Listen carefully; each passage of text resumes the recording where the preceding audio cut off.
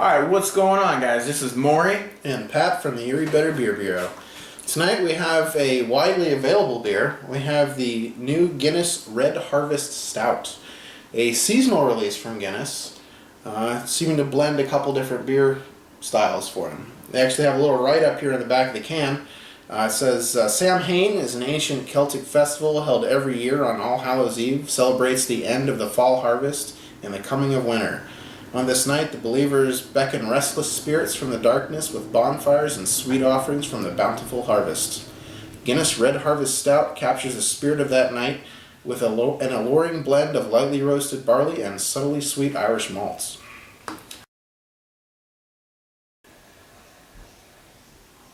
Well, there's a familiar Guinness smell there. A nice sweetness. I have to say, there is an alluring blend of lightly roasted barley and alluring sweet Irish malts. I'm predominant. I mean, I'm getting mostly malts, and it smells a little sweeter, maybe, than normal Guinness. Yeah. Smells sweeter, like a hint of a fruitiness too. Yeah, a hint of a fruitiness. I agree with that. It's pretty. Again, this is kind of a pretty tame nose. You know, it smells pleasant and it smells fine. It doesn't smell all that much different than a Guinness, but I'd say maybe a little less roasty. Well, and an artifact also of the widget in it. You're not going to get a real strong nose on a beer like that. Right. Cheers, guys.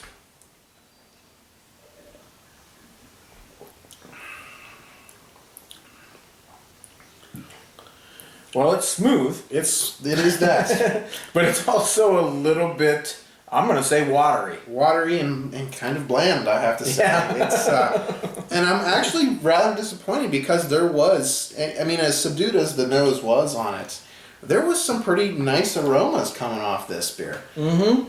But the taste, it really doesn't, I mean, I'm getting hints of it, but it's very, I'd say it's very weak.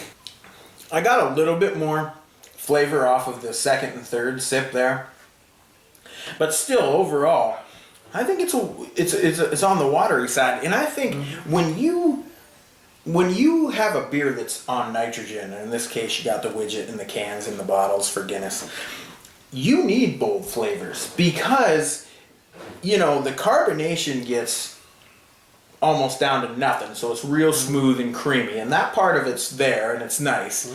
But after that, you're left with not too many flavors in this beer. No. And it's not offensive in any way.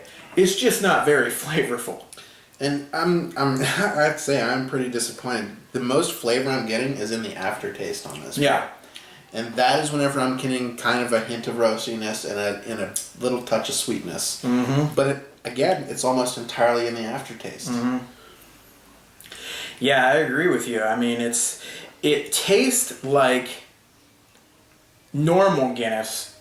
Take away a lot of the roast and take away the bitterness you get from the more heavily roasted malts in the original version, and this is what you're left with.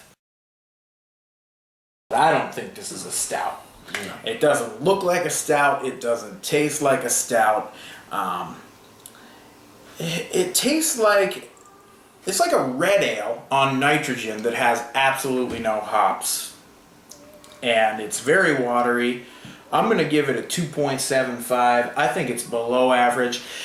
And the reason I'm still going with a 2.75 is because there's nothing offensive about this beer at all. It's just that there's not a lot of flavors there. It's just watery, and I'm not a huge fan. You know, I'm going to have to go even lower than yours. I'm going to give it 2.25, 2.25 out of 5. there's nothing offensive about this beer, but there's nothing offensive about a glass of water either. Yeah. You know, I'm getting on way into the back end, just a hint of it in the taste. I'm getting just a hint of a chocolatey character, a hint of sweetness, and just the barest hint of roastiness out of it. And it's very unsatisfying. I mean, nothing about this beer I'm enjoying really. Yeah. Except it's kind of washing my mouth out. It's, you know? it's definitely a letdown. I agree with that. Unfortunately, I'm going to have to give it a 2.25, well below average. Yeah. All right, guys. Until next time. Cheers.